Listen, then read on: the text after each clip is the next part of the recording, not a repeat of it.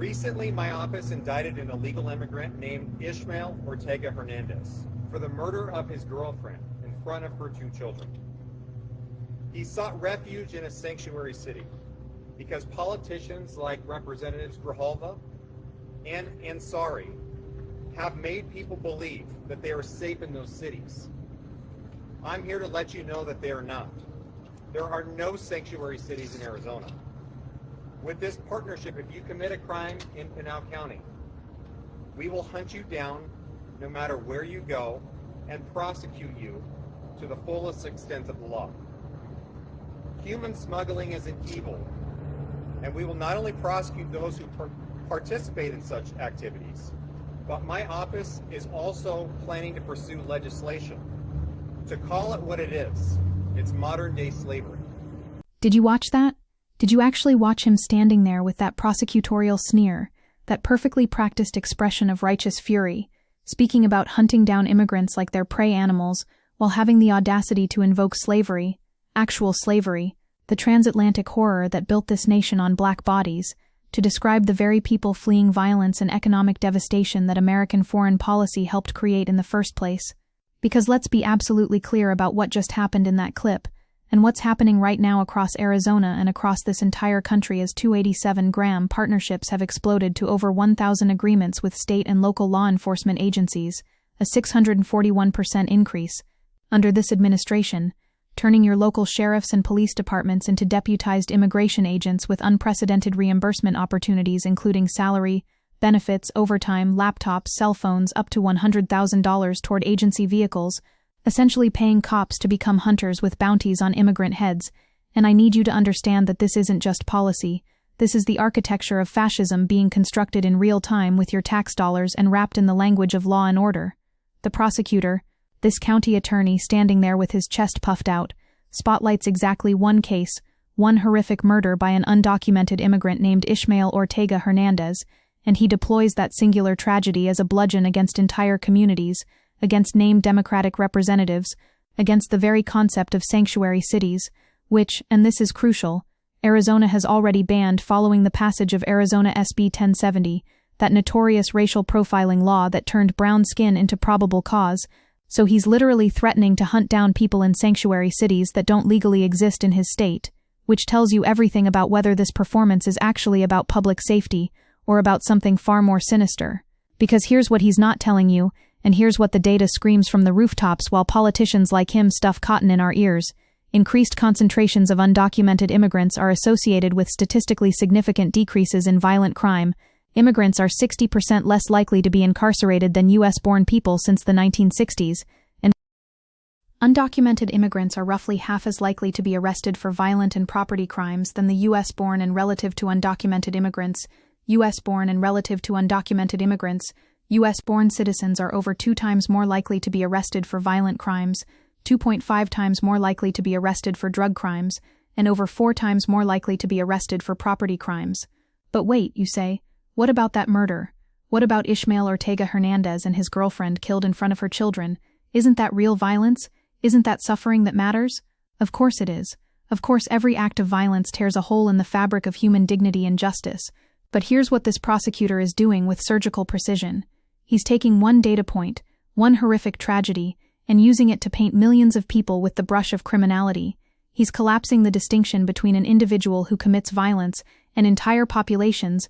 He's engaging in what scholars call dehumanizing rhetoric that describes migrants as congenital criminals, lepers, thieves, unclean, garbage, animals, predators, language that denies them dignity, consideration, compassion, and empathy, pollutes debate, blocks solutions, and can relax our instinctive aversion to aggression and violence. And this is not accidental. This is not rhetorical sloppiness. This is a deliberate strategy because dehumanizing rhetoric about immigrants has worried Latino activists and political leaders that it could contribute to already record-high hate crimes against Latinos, with increasingly harsh political discourse around immigration breaking through to everyday Americans. Let me take you deeper into what's happening in Arizona specifically, because Arizona's Maricopa County does not provide any special protections for undocumented immigrants, and instead focuses on enforcing existing immigration laws. And in case you forgot, Maricopa County is where Sheriff Joe Arpaio ran his racial profiling operation for years until he was finally held accountable, Taxpayers in Maricopa County, Arizona, are still footing the bill from a 2013 verdict that found Sheriff Joe Arpaio was racially profiling Latinos under a 2087 GREAM agreement, which means this isn't hypothetical future harm we're worried about. This is documented systematic violation of civil rights that has already happened in this exact jurisdiction and cost millions in settlements.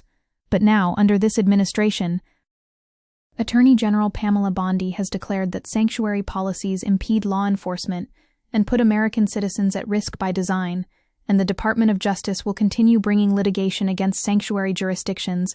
The Trump administration has directed federal prosecutors nationwide to investigate and potentially bring criminal charges against state and local officials who don't cooperate with the president's plans to carry out mass deportations, which is an unprecedented federal overreach that threatens to criminalize local officials for making policy decisions about resource allocation and community safety.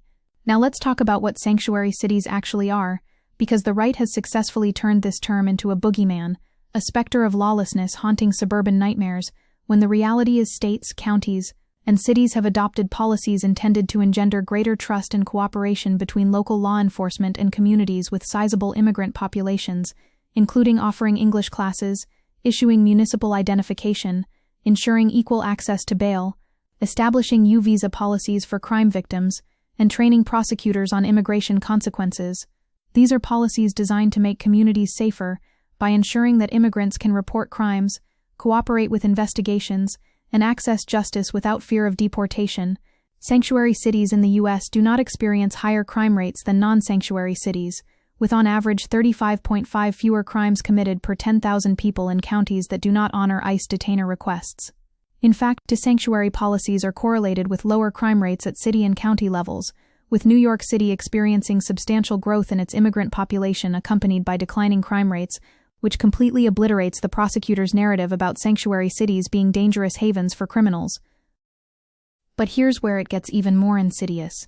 This county attorney declares he's going to hunt you down no matter where you go, if you commit a crime, and listen to that language, hunt you down, like you're an animal, like you're not a human being with rights and dignity deserving of due process. And then he pivots to calling human smuggling modern-day slavery, which is such a grotesque appropriation of historical trauma that it makes my blood boil, because slavery, actual chattel slavery, was a system of racial capitalism that treated black people as property for generations, that separated families, that built wealth through torture and exploitation, that created the very racial hierarchy that continues to structure American society today. And what's happening at the border, while often exploitative and dangerous, is fundamentally about people exercising agency to flee impossible situations, often created by American economic and military intervention, and to conflate smugglers helping people cross borders with slave traders is to erase the distinction between coerced bondage and desperate migration. It's to weaponize the language of emancipation against the very people seeking freedom. The prosecutor says he's planning to pursue legislation to codify human smuggling as slavery, which would create new criminal categories and penalties, and this is happening in the context of Trump's 2024 central immigration promise encapsulated by delegates waving mass deportations now signs, with the Trump-Vance ticket blaming undocumented immigrants for almost every economic and social problem and presenting them as a dangerous and subversive other that cannot be assimilated. This represents more Republicans voicing restrictionist and xenophobic rhetoric and supporting legislation aimed at cracking down on illegal immigration, even as the number of undocumented immigrants was actually declining, which tells you this has never been about responding to actual public safety threats. It's about manufacturing crisis to consolidate political power and mobilize racial resentment. Let's examine the mechanics of enforcement that this prosecutor is celebrating, because the 287 jail enforcement model allows officers to identify and process removable aliens in jails, while the task force model allows officers to enforce limited immigration authority while performing routine police duties, such as identifying someone at a DUI checkpoint. Which means this isn't just about targeting people who commit violent crimes. This is about turning every traffic stop, every minor encounter with police, into a potential deportation event.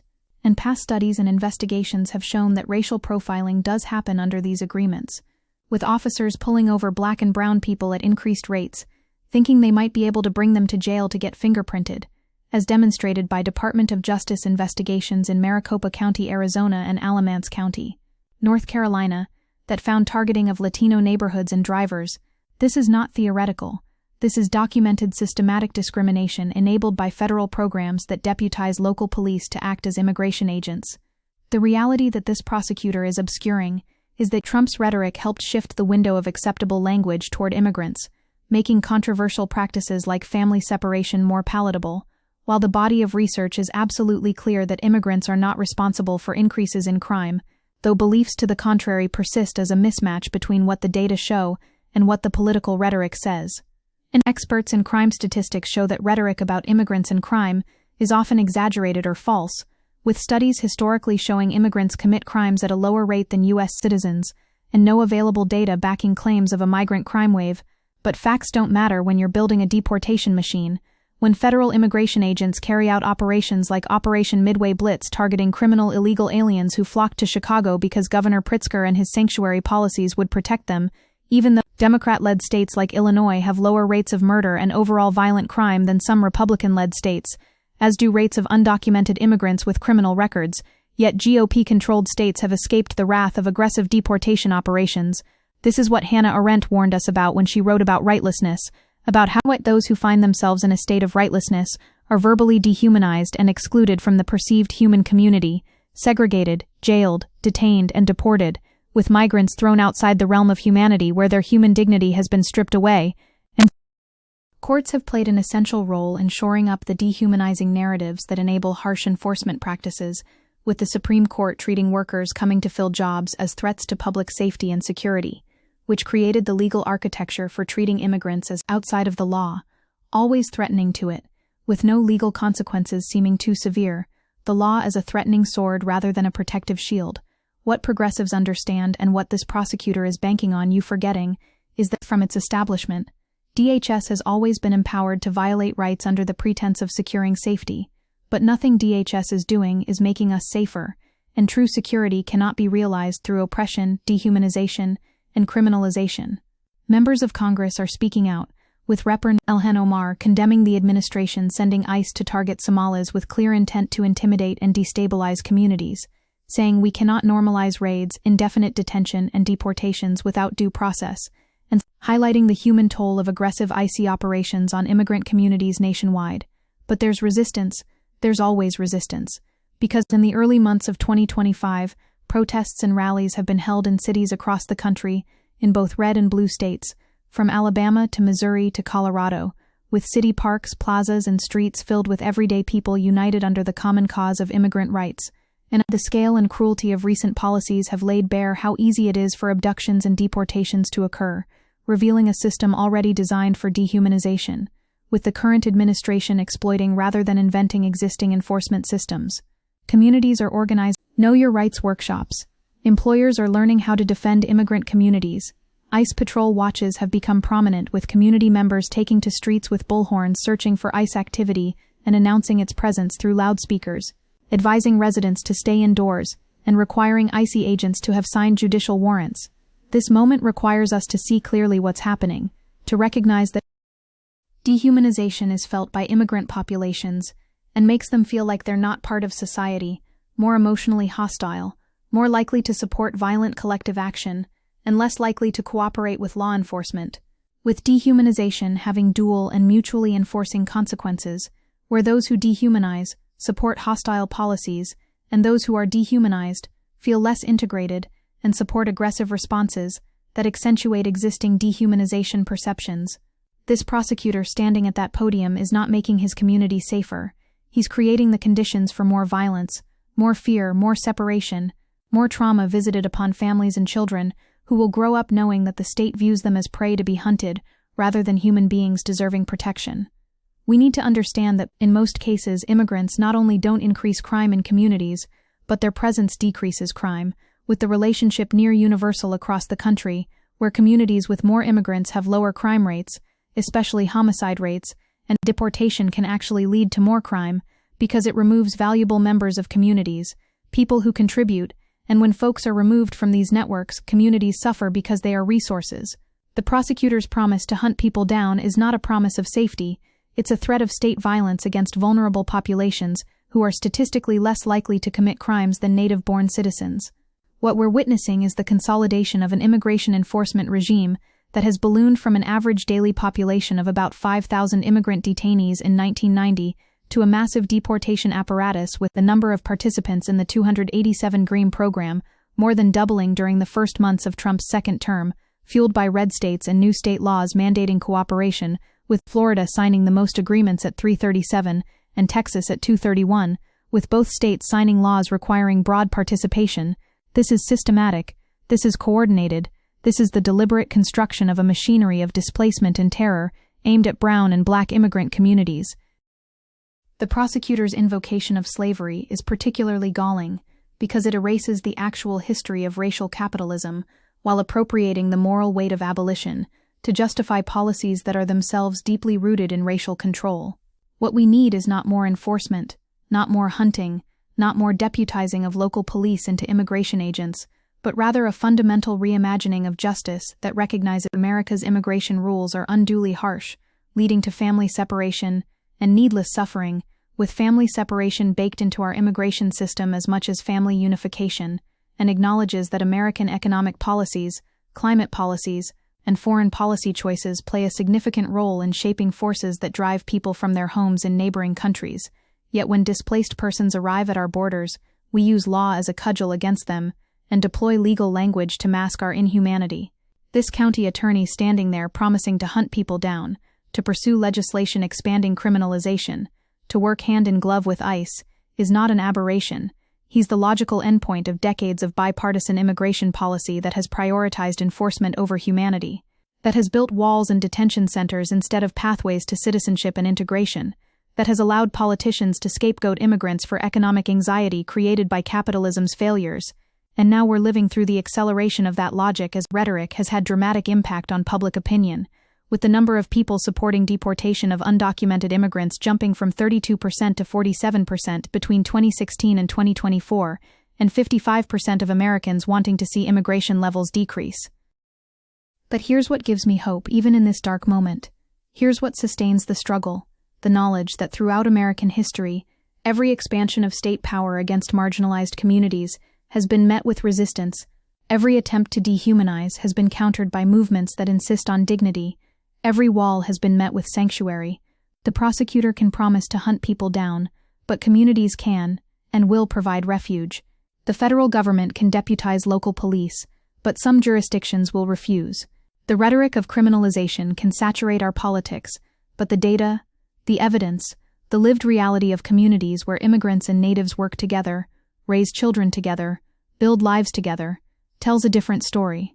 What we need now is not compromise, not moderation, not efforts to meet fascism halfway, but principled resistance grounded in the recognition that an injury to one is an injury to all, that when the state comes for immigrants today, it's practicing the techniques it will use against all of us tomorrow, that the machinery of deportation and detention is part of the same carceral logic that incarcerates millions of black and brown citizens, that surveils Muslim communities, that criminalizes poverty and homelessness, that treats human beings as problems to be managed rather than people with inherent worth and dignity.